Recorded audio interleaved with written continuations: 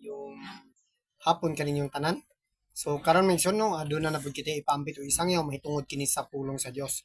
Ug karon mention atong pagkahisgutan kining usa ang ikaupat nga dugma about kang Santa Maria mga igsoon yung kanang pagpasaka sa atuang inahan sa Dios mention no si Santa Maria tuwa na sa langit. So mo na atuang ipasabot dinhi nga si Santa Maria tuwa na sa langit mention. So mo na ang ikaupat nga dugma ni sa Mariology mga igsoon no. So karon mga igsoon so matud pa sa atong mga pinalangga nga mga dili katoliko nga wala pa day nakaadto sa langit kay sumala din na sa buhat 10 kapitulo 10 bersikulo 42. So atong basahon mga igsoon no para atong ipasabot pagkahuman.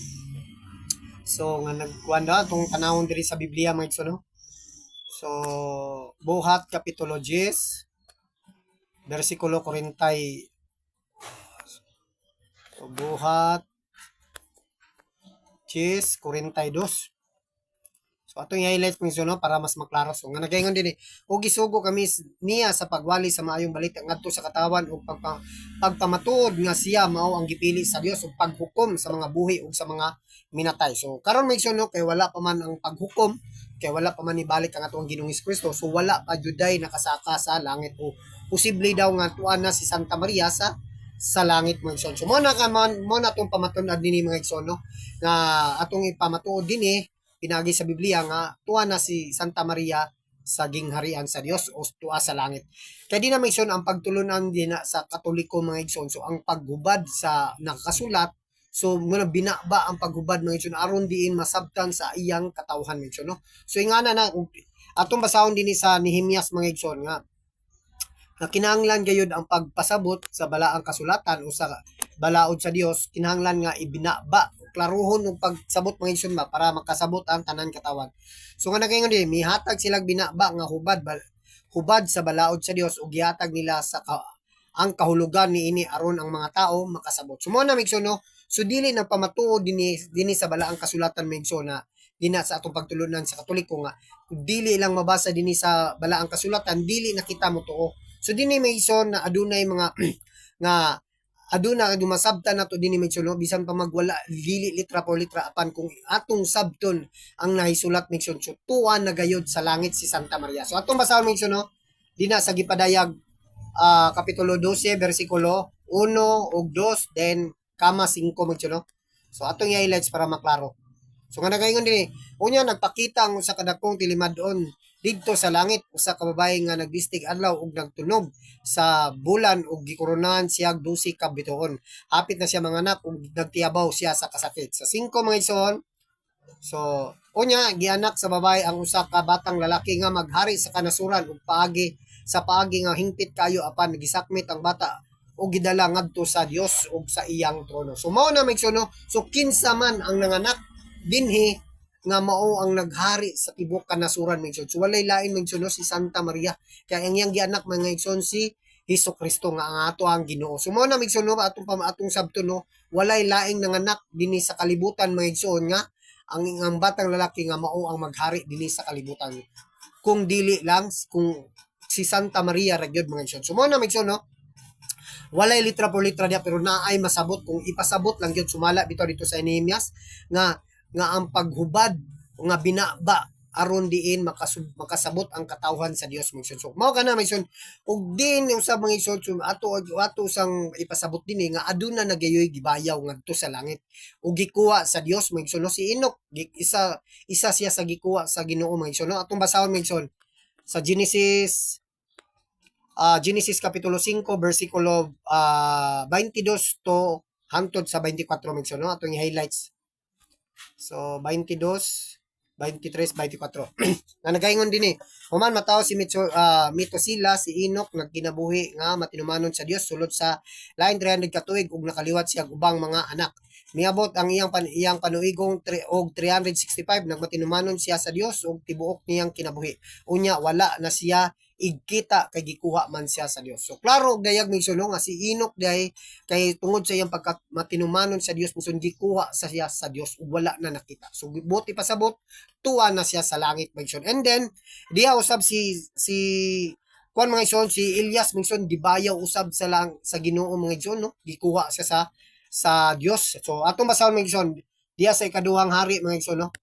Ikaduhang hari kapitulo 2 bersikulo 11 og 12. So atong masayran diri mga igsoon, no?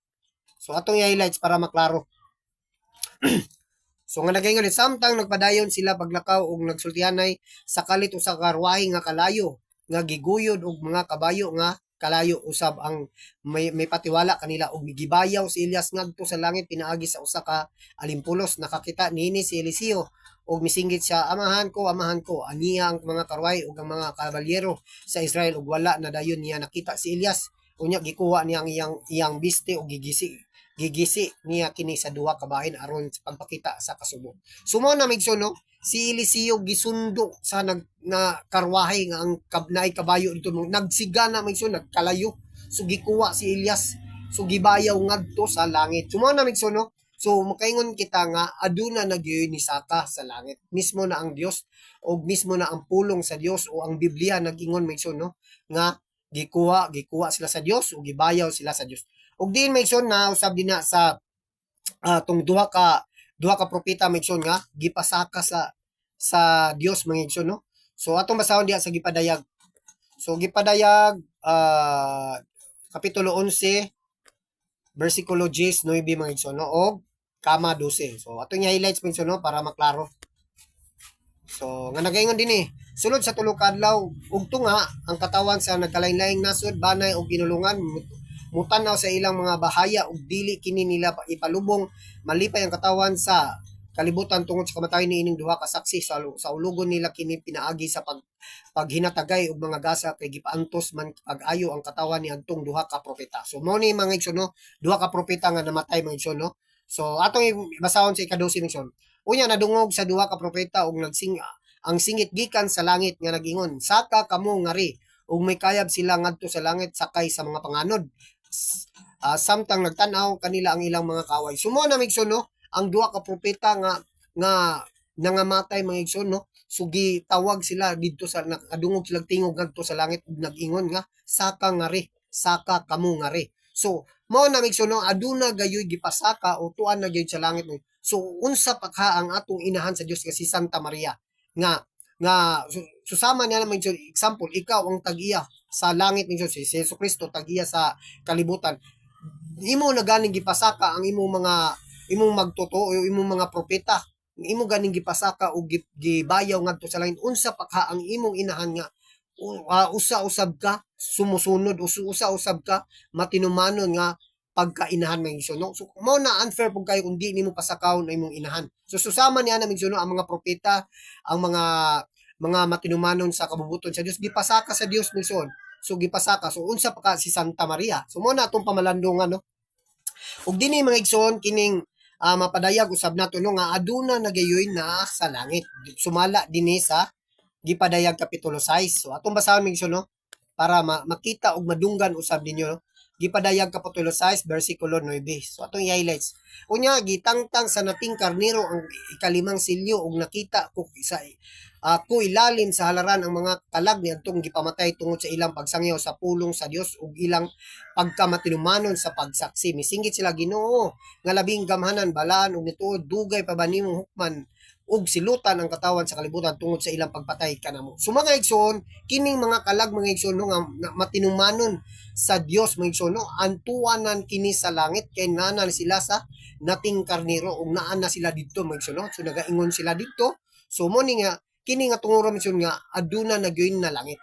Ug mga igsoon usab katong diha nga gigamit nila diha sa Buhat kapitulo 10 bersikulo 42 mao kana ang general judgment o final judgment mga igsoon nga kana nga pulong nga ang pagbalik sa tuang Ginoong Kristo, paghukom sa mga buhi ug sa mga minatay. And then dinhi mga igsoon sa atwa kita inig kamatay nato minsan hukman ta sa Dios. So mo kana ang tawag nga individual judgment. Ato basahon igsoon, no, nga adunay individual judgment. So basahon nato dinhi sa Hebreo kapitulo 9 bersikulo 27. So atong i-highlights mga igsoon, no, nga nagaingon dinhi ang tanan kinahanglan mamatay sa makausa ug tapos niya na hukman siya sa Dios. So mo na mga igsoon, no, so individual judgment. So kay pagkamatay nato igsoon hukman man ta sa Ginoo. So mo kana kung diin nagmatinumanon kita susama ato mga na banggit na to kaganina, gikuha sila sa Dios, gipasaka o gipabayaw. So mo tong mga matinumanon nga wala gyud sila naka gilimpyuhan na sila sa Dios, no? And then kita maigsoon kung nagsunod o nagtuman o naka-focus gyud tatanan sa mga pagtulunan, so posible kita nga mabayaw gyapon maigsoon. Apan diin kita kay mga naamatay mga sala nga mga ginagmay mo nang didto kita mapunta sa Sheol o Hades o Purgatorio, diha na mapunta to mga naapay mga gagmayng sala mga igsoon, no? So mo na nga limpyuhan sila dito bago sila kasakasalangan. So mo na may igsoon, no, ato ang pagpasabot dinhi nga ang katong naisgutan diha nga ang paghukom sa Dios mo na ang final o general judgment mga igsoon. So ang then so matag usa ka na to mga igsoon, adunay mga individual judgment. So mao lang kato mga igsoon, no, ato ang pag-share about sa pagtulunan sa Katoliko o dugma ni Santa Maria about sa pag nga tuan na sa langit si Santa Maria og nang hinaut usab kita nga unta aduna kamoy gamayng pagtulunan nakatunan mahitungod sa pulong sa Dios og pagtulunan isip Katoliko mention. So subliyon ko pag-usab, maayong hapon kaninyong tanan ug balay ng Dios. God bless.